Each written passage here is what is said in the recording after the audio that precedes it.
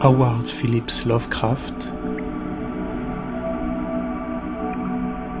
Le Temple.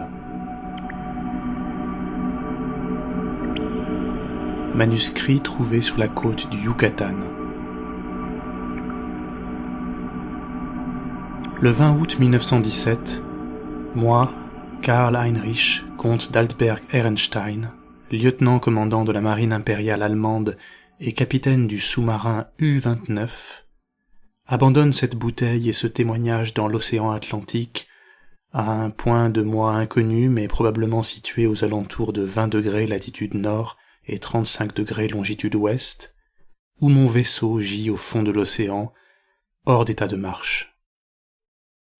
Je le fais dans le but de porter à la connaissance du public certains faits étranges, ce que je ne pourrais faire en personne, selon toute vraisemblance, compte tenu des circonstances aussi périlleuses qu'extraordinaires dans lesquelles je me trouve, et qui impliquent non seulement le naufrage irrémédiable du U-29, mais aussi de manière bien plus grave, la détérioration de mon inflexible volonté germanique. L'après-midi du 18 juin, comme indiqué dans une transmission au sous-marin U-61, en route vers Kiel, nous torpillâmes le cargo anglais le Victory, parti de New York vers Liverpool, à 45 degrés 16 minutes latitude nord, 28 degrés 34 minutes longitude ouest, permettant à l'équipage de quitter le navire dans des canots, de manière à obtenir de belles images pour les archives de l'amirauté. Le vaisseau sombra de manière assez photogénique, la proue la première, la poupe en l'air, tandis que la coque s'enfonçait perpendiculairement dans l'océan. Notre caméra n'en manqua pas une miette, et je regrette qu'un aussi beau film n'atteigne jamais Berlin. Après cela, nous coulâmes les canots de sauvetage avec nos armes, et nous nous immergeâmes. Lorsque nous refîmes surface au coucher du soleil, le corps d'un marin fut retrouvé sur le pont, cramponné d'une manière étrange à la rampe. Le malheureux était un jeune homme à la peau mate, très beau, probablement italien ou grec, et appartenait sans aucun doute à l'équipage du Victory. Il avait apparemment cherché refuge sur le bateau même qui avait été obligé de détruire le sien, une victime de plus de l'injuste guerre menée par ces porcs d'Anglais contre notre patrie. Notre équipage le fouilla pour trouver ses effets personnels, et trouva dans la poche de sa veste un très étrange morceau d'ivoire sculpté, représentant la tête d'un jeune homme couronné de lauriers. Mon officier adjoint, le lieutenant Clancy, crut cet objet très ancien et d'une certaine valeur artistique, et le reprit donc à l'équipage afin de le garder pour lui-même. Mais ni lui ni moi ne comprenions comment un tel objet avait pu tomber en possession d'un vulgaire matelot. Tandis que le cadavre fut jeté par-dessus bord, deux incidents jetèrent la confusion parmi l'équipage. Les yeux du mort avaient été refermés, mais lorsque le corps fut traîné sur la rampe, ils s'écarquillèrent, et plusieurs eurent l'impression curieuse qu'il jeta un regard fixe et narquois à Schmidt et Zimmer, qui étaient penchés sur le cadavre. Le maître d'équipage Müller, un homme d'un certain âge, qui ne s'était pourtant jamais comporté comme un de ces pourceaux superstitieux d'Alsaciens, perdit ses moyens en regardant le corps dans l'eau, et jura qu'après s'être enfoncé quelques instants, le corps s'était mis à nager et s'était sauvé en direction du sud, sous les vagues. Clancy et moi n'apprécions guère ces élucubrations de paysans incultes, et l'équipage fut vertement réprimandé, tout particulièrement Müller. Le jour suivant, une situation très troublée fut causée par l'indisposition d'une partie de l'équipage. Il souffrait apparemment d'épuisement nerveux après notre longue mission, et avait fait de mauvais rêves. Plusieurs semblaient hagards et hébétés, et après m'être assuré qu'ils ne feignaient pas leur état de faiblesse, je les dispensai de leurs tâches. Comme la mer était assez agitée, nous descendîmes un peu en profondeur, assez pour que les vagues soient moins gênantes. Là, un calme relatif revint, malgré un étrange courant sud que nous n'arrivions pas à identifier sur nos cartes océanographiques. Les gémissements des malades étaient vraiment pénibles, mais tant qu'ils ne se montraient pas pour démoraliser le reste de l'équipage, nous n'eûmes pas recours à des mesures plus extrêmes. Notre plan était de rester là où nous étions et d'intercepter le paquebot, le Dacia, dont le passage nous avait été indiqué par des agents de New York. En début de soirée, nous remontâmes à la surface et trouvâmes la mer moins agitée. On voyait la fumée d'un cuirassé à l'horizon nord, mais notre distance et notre faculté d'immersion nous gardaient hors de danger. Ce qui nous inquiétait davantage était le discours du maître d'équipage Müller, qui devenait de plus en plus délirant au fur et à mesure de la nuit. En plein enfantillage, il bredouillait qu'il voyait flotter des cadavres qui le fixaient à travers les hublots, et qu'il les reconnaissait, malgré leur gonflement, comme les victimes de nos victorieux faits d'armes allemands. Il prétendait que le jeune homme que nous avions trouvé et jeté par-dessus bord était leur guide. C'était si macabre et malsain que nous mîmes Müller en isolement et le fîmes fouetter bruyamment. Les hommes n'étaient guère satisfaits de ce traitement, mais la discipline s'imposait. Nous refusâmes également la demande d'une délégation menée par le matelot Zimmer de rejeter à la mer l'étrange tête gravée en ivoire. Le 20 juin, les matelots Bohin et Schmidt, qui étaient souffrants depuis la veille, devinrent brusquement foualiers. Je regrettais l'absence d'un médecin dans notre équipe de bord, car chaque vie allemande est précieuse, mais leur divagation incessante sur une prétendue malédiction n'était plus du ressort de la discipline. Nous prîmes donc une décision extrême. L'équipe accueillit la nouvelle d'un air sombre, mais cela sembla calmer Müller, qui ne nous causa plus de problème après cela. Nous le libérâmes dans l'après-midi, et il regagna son poste en silence. La semaine qui suivit, nous étions tous très nerveux, guettant le Dacia. La tension fut aggravée par la disparition de Müller et de Zimmer, sans doute conduits au suicide par les angoisses qui les tiraillaient, bien que nul ne les ait vus sauter par-dessus bord. Je n'étais pas mécontent de la disparition de Müller, dont le silence avait influencé négativement l'équipage. Tout le monde semblait décidé à garder le silence désormais, comme s'il gardait pour eux une peur secrète.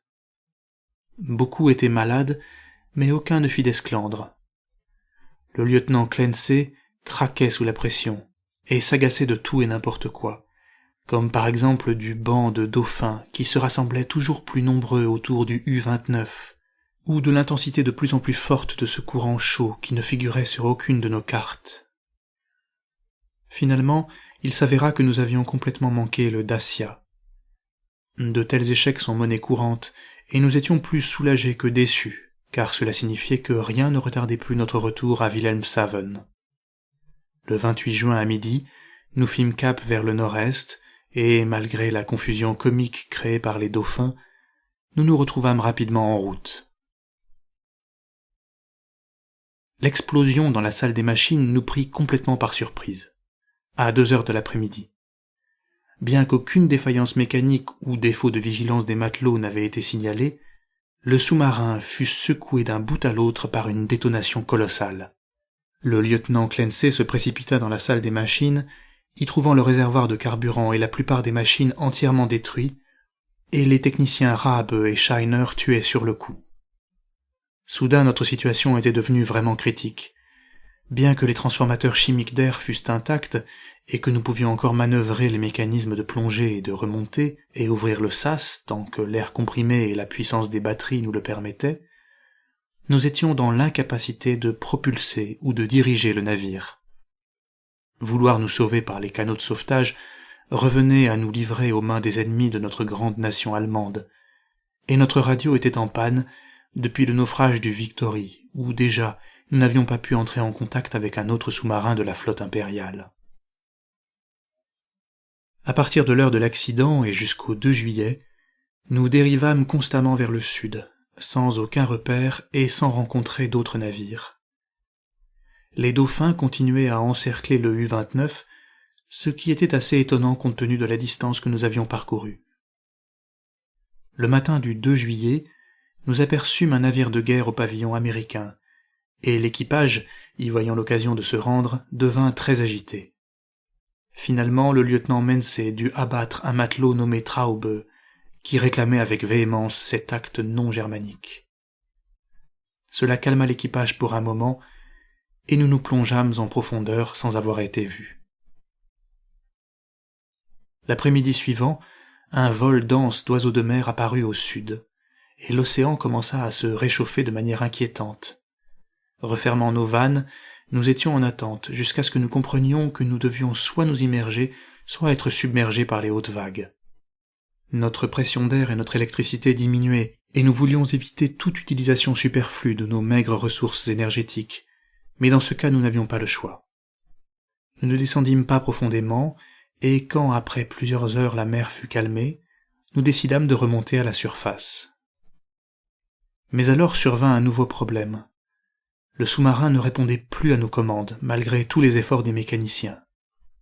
Alors que les hommes étaient de plus en plus paniqués par cet emprisonnement sous les eaux, certains recommencèrent à murmurer au sujet du fétiche d'ivoire du lieutenant Clancy, mais la vue d'un pistolet automatique les calma aussitôt.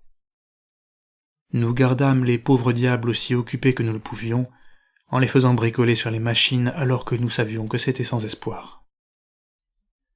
Clancy et moi dormions d'habitude en alternance, et ce fut pendant mon tour de sommeil, aux alentours de 5 heures du matin, le 4 juillet, que la mutinerie générale se déclara. Les 6 matelots restants, nous comprenant perdus, avaient très mal pris notre refus de nous rendre au navire Yankee 2 jours plus tôt, et ces ports ressassaient depuis des histoires délirantes de destruction et de mauvais sorts.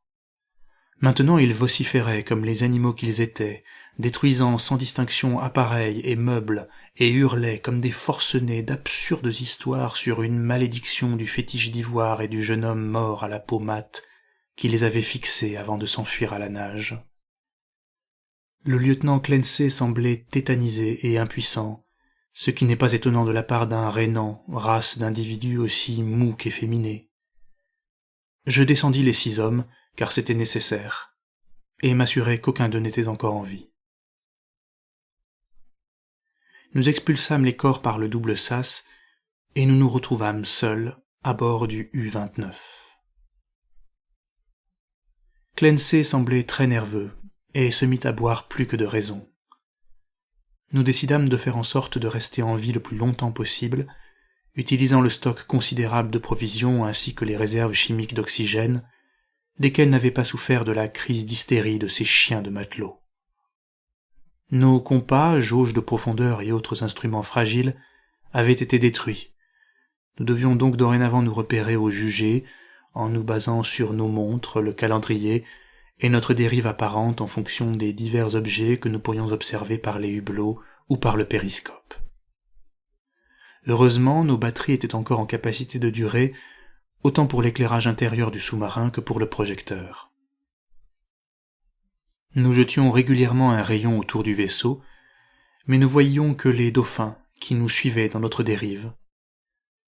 D'un point de vue scientifique, ces dauphins m'intriguaient, car le dauphin ordinaire, le Delphinus delphis, est un cétacé marin incapable de subsister sans air. Or, j'avais observé attentivement l'un de nos compagnons pendant 2 heures, et il ne semblait nullement affecté par une apnée prolongée. D'après le temps écoulé, Clancy et moi convînmes que nous dérivions toujours vers le sud, en nous enfonçant de plus en plus profondément. Nous prenions des notes sur la faune et la flore marine, et lisions un grand nombre de choses sur ce sujet dans les livres que j'avais emportés pour mon temps libre.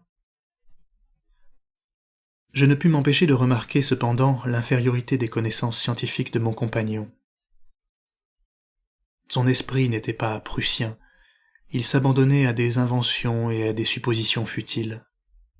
La pensée de notre mort prochaine l'affectait d'une manière étrange, et il priait fréquemment, frappé de remords pour tous les hommes, femmes et enfants qu'il avait envoyés par le fond, oubliant que ces faits étaient nobles, car ils servaient l'État allemand. Au bout de quelque temps, il finit par se comporter de manière clairement irrationnelle, fixant pendant des heures le fétiche d'ivoire et échafaudant des histoires délirantes sur les choses anciennes perdues dans la mer. Parfois, dans un but scientifique, je l'encourageais dans ses divagations et écoutais ses interminables envolées lyriques et ses fables sur les navires échoués.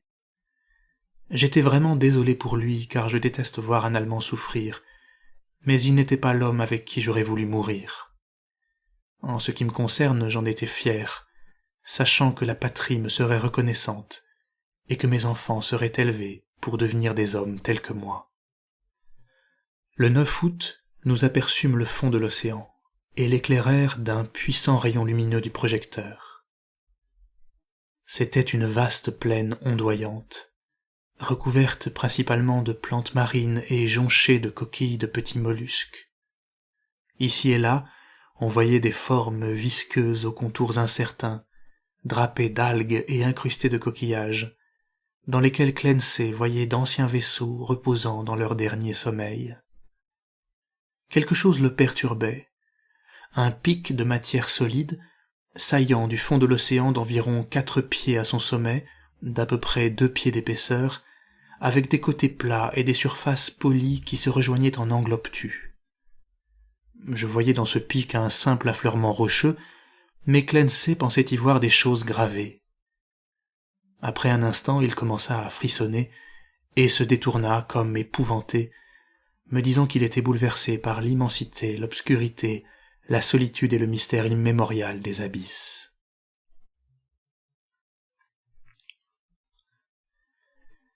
Mais si son esprit était fatigué, je n'en restais pas moins un Allemand, et je ne tardai pas à remarquer 2 choses.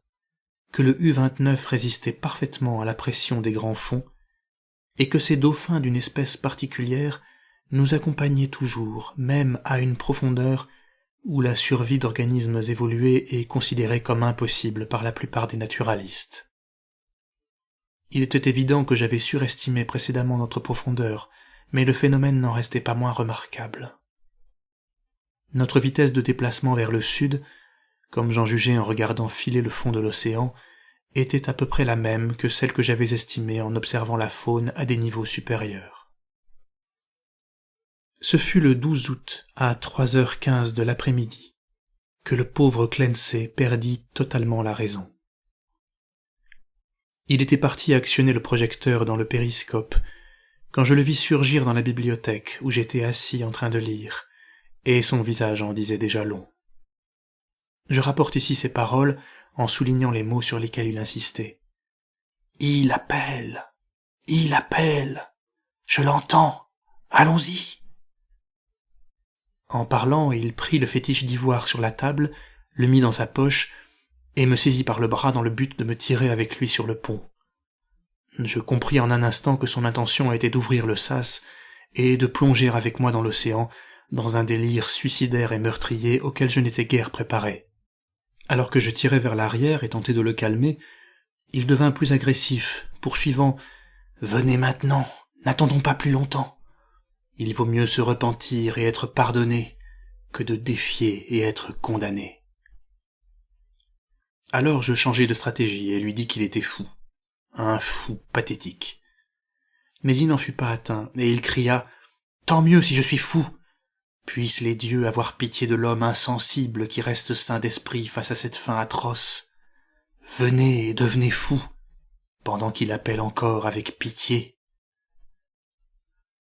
Cette crise sembla soulager ses angoisses, car après avoir fini, il devint plus modéré, me demandant de bien vouloir le laisser partir seul, à défaut d'accepter de l'accompagner. Alors ma décision fut claire. Il était un Allemand, mais seulement un Rhénan et un homme du peuple, et maintenant il était potentiellement un fou dangereux. En respectant sa demande de suicide, je pouvais me libérer de quelqu'un qui n'était plus un compagnon, mais était devenu une menace. Je lui demandai de me donner le fétiche d'ivoire avant qu'il ne parte, mais ma demande lui arracha un rire si étrange que je n'insistai point. Alors je lui demandai s'il souhaitait laisser un souvenir quelconque ou une mèche de cheveux pour sa famille en Allemagne, dans le cas où je pourrais être secouru, et il répliqua à nouveau par le même rire déplacé. Alors, tandis qu'il grimpait à l'échelle, j'allai vers les leviers et, après lui avoir laissé le temps nécessaire, actionnai le mécanisme qui devait l'envoyer vers la mort. Ayant vérifié qu'il n'était plus à bord, j'allumai le projecteur dans le but de le voir une dernière fois, curieux de savoir si la pression l'écraserait comme elle devait théoriquement le faire, ou si le corps n'en serait pas affecté, comme celui de ces extraordinaires dauphins. Cependant, ceux-ci s'étaient amassés de façon si dense autour du périscope que je ne parvins pas à voir mon dernier compagnon. Cet après-midi-là, je regrettais de n'avoir pas repris subrepticement le fétiche d'ivoire au pauvre Clancy, tandis qu'il montait à l'échelle, car son souvenir m'obsédait. Alors que je ne suis guère sensible à l'art, je ne pouvais chasser de ma pensée le jeune et beau visage sous sa couronne de feuilles. J'étais également désolé de ne plus avoir personne avec qui faire la conversation. Clancy, bien qu'il ne fût pas mon égal intellectuellement, était bien mieux que rien. Je dormis mal cette nuit-là, et me demandais quand exactement tout cela allait finir. De toute évidence, mes chances d'être secouru étaient minces. Le lendemain, je montai au périscope et entrepris l'habituelle exploration au projecteur. Au nord, la vue était à peu près la même que depuis les 4 jours où nous apercevions le fond, mais je perçus que la dérive du U-29 se ralentissait.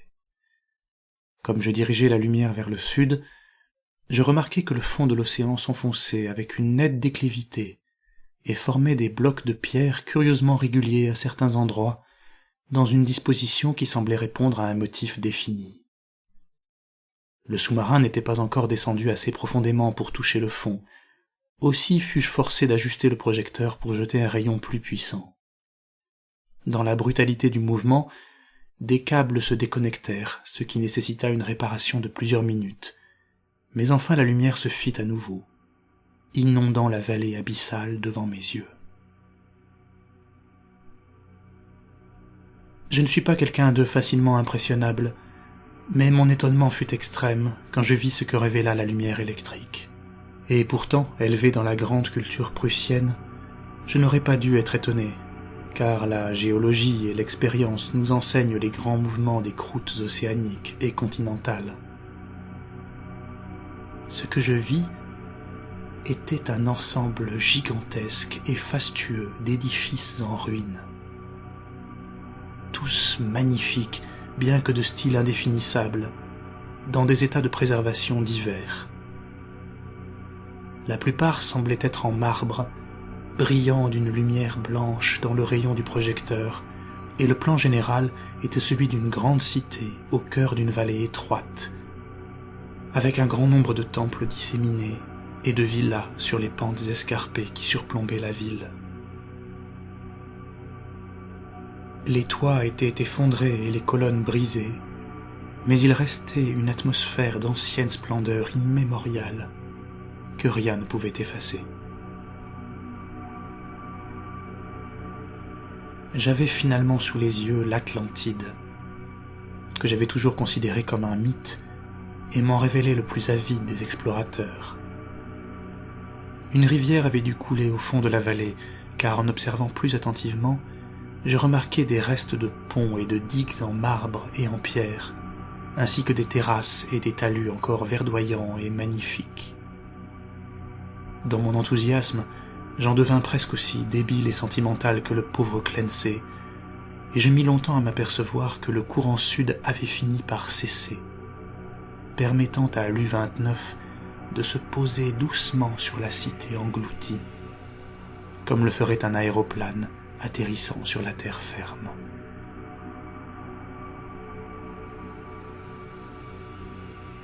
Je mis également un moment à constater que le banc d'étranges dauphins avait disparu. Après environ 2 heures, le sous-marin s'immobilisa sur une place pavée proche du mur rocheux de la vallée. D'un côté, je pouvais voir la ville entière qui descendait de la place vers l'ancien lit de la rivière, et de l'autre, à une proximité étonnante, se trouvait la façade richement ornée et parfaitement conservée d'une gigantesque construction, sans doute un temple, taillé à même le roc. Sur les techniques qui avaient été utilisées pour cet ouvrage titanesque, je ne puis faire que des conjectures. La façade, d'une grandeur hors du commun, semble abriter une succession de salles, car les fenêtres sont nombreuses et réparties en larges intervalles.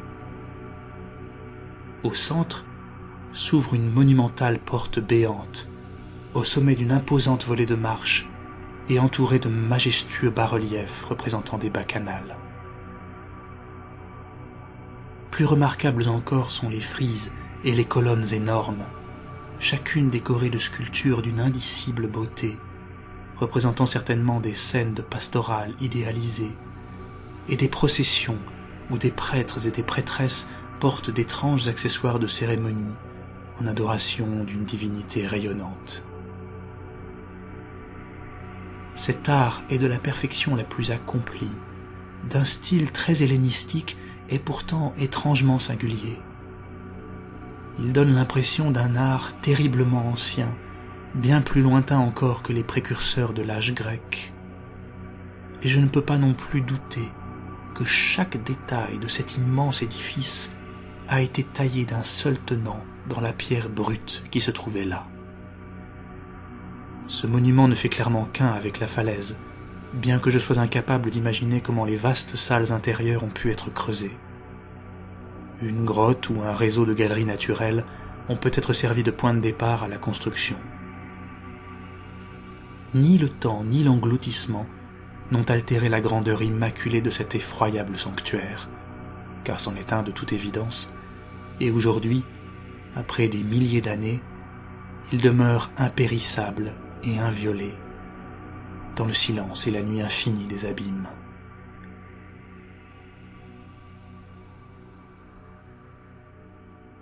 Je ne saurais dire le nombre d'heures que je passais à observer la cité engloutie, ses constructions, ses arches, ses statues, ses ponts, et le temple colossal dans toute sa mystérieuse beauté. Bien que je savais ma mort prochaine, j'étais dévoré de curiosité et je dirigeais le rayon du projecteur autour de moi dans une quête frénétique. Le faisceau de lumière me permit de découvrir de nombreux détails, mais refusa de révéler quoi que ce fût au-delà de la porte béante du temple taillé dans le roc. Et après un moment, je finis par couper le courant, conscient du besoin d'économiser l'énergie.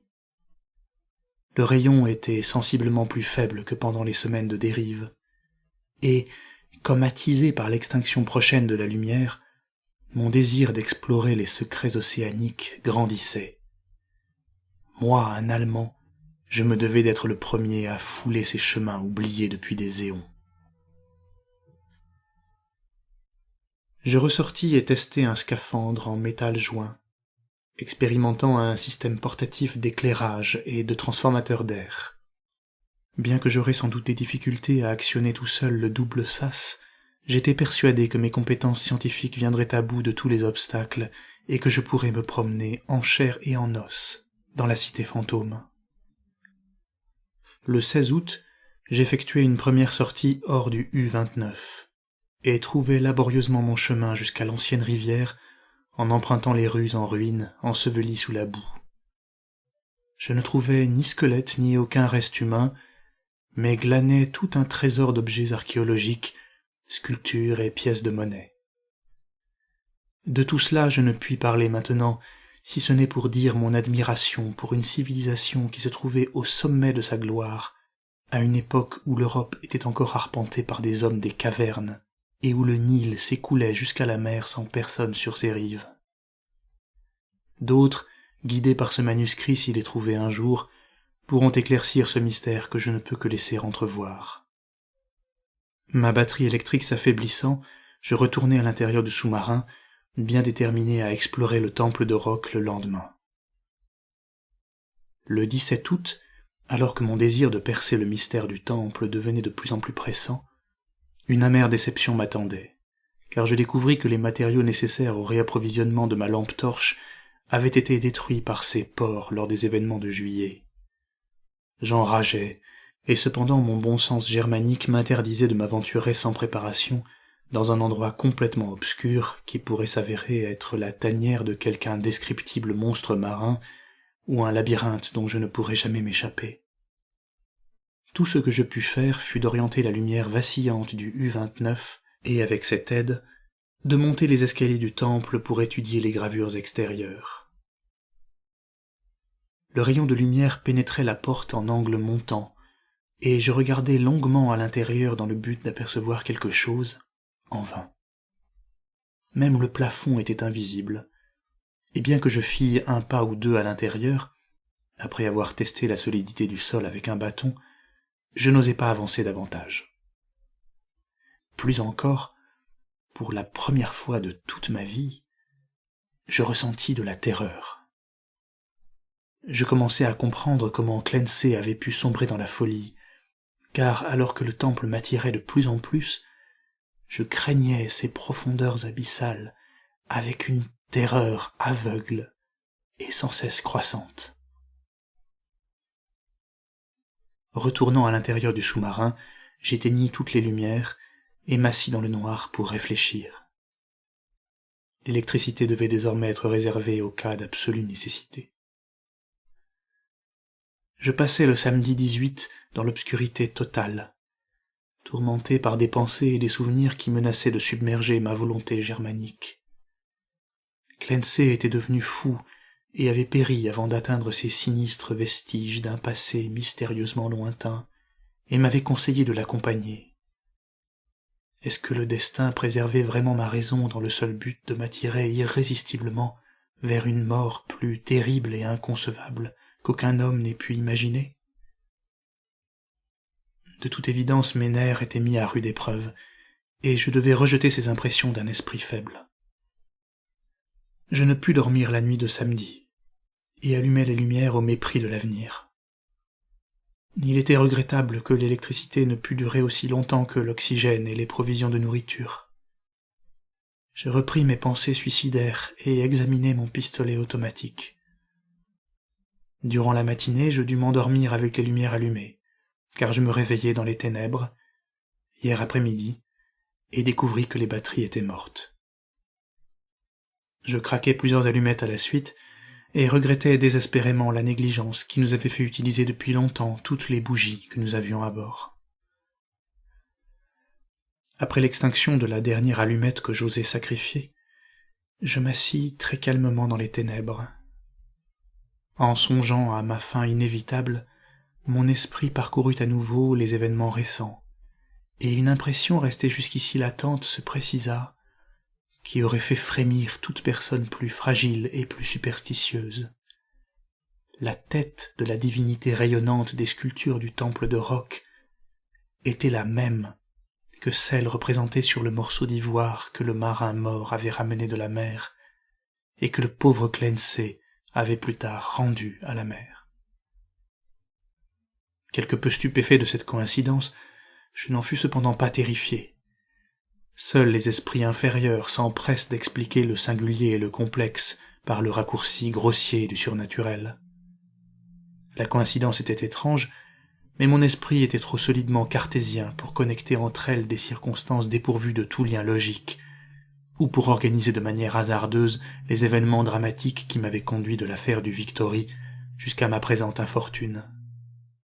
Ressentant le besoin de me reposer davantage, je pris un sédatif et m'assurai ainsi d'avoir encore un peu de sommeil. Mon état nerveux se reflétait dans mes rêves, car je croyais entendre les plaintes de personnes en train de se noyer, et je croyais voir des visages morts se presser contre les hublots du sous-marin. Et parmi les visages morts se trouvait le visage vivant, le visage moqueur du jeune homme au fétiche d'ivoire.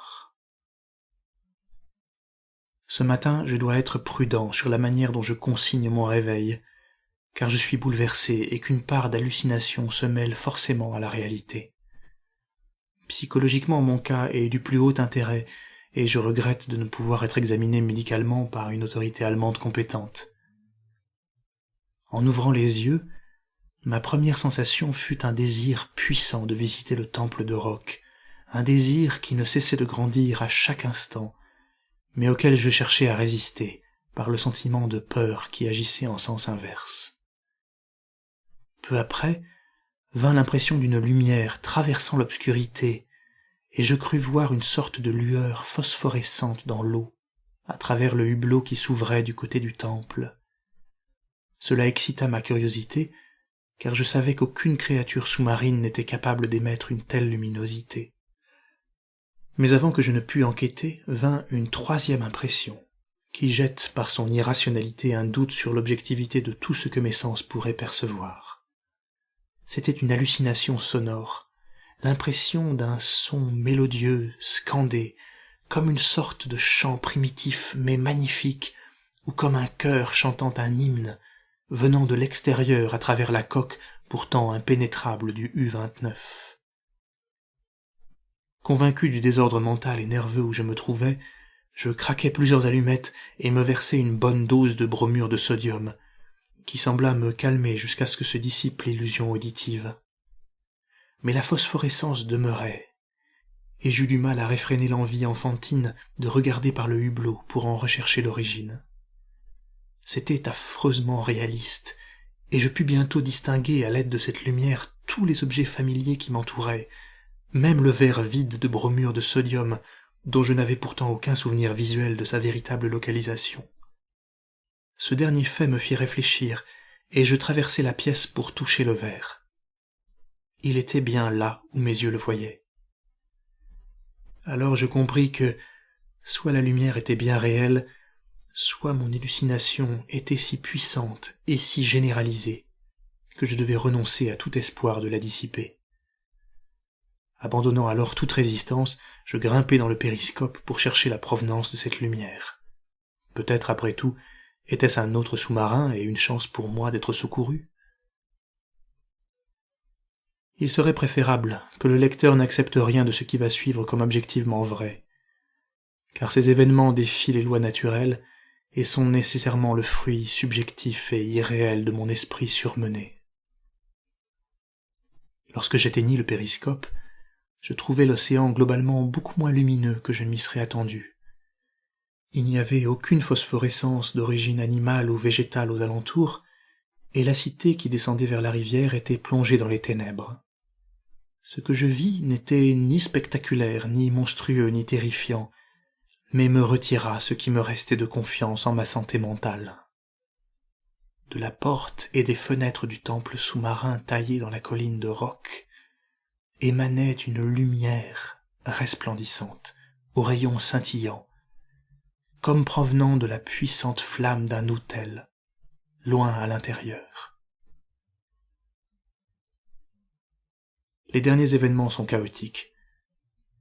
Comme je fixais la porte et les fenêtres inexplicablement illuminées, je devins sujet aux visions les plus extravagantes, si extravagantes que je ne peux pas même les reporter. J'imaginais que je voyais divers objets dans le temple, soit immobiles, soit en mouvement, et je croyais entendre à nouveau le chant irréel qui s'était imposé à moi la première fois que je m'étais éveillé. Je pensais au pauvre Clancy, et me demandais où son corps pouvait reposer avec le fétiche qu'il avait rendu à la mer. Il m'avait averti de quelque chose, et je n'en avais pas tenu compte, mais il n'était qu'un rénant simple d'esprit qui avait été rendu fou par des situations qu'un Prussien peut aisément supporter. Le reste est très simple. Mon désir de pénétrer dans le temple pour le visiter s'est maintenant mué en ordre inexplicable et impérieux, auquel je ne peux plus résister. Ma volonté germanique ne contrôle plus mes actes, et mon libre arbitre n'agit plus désormais que sur les questions secondaires. C'est la même folie qui a conduit Clancy à mourir ainsi, tête nue et non protégée dans l'océan.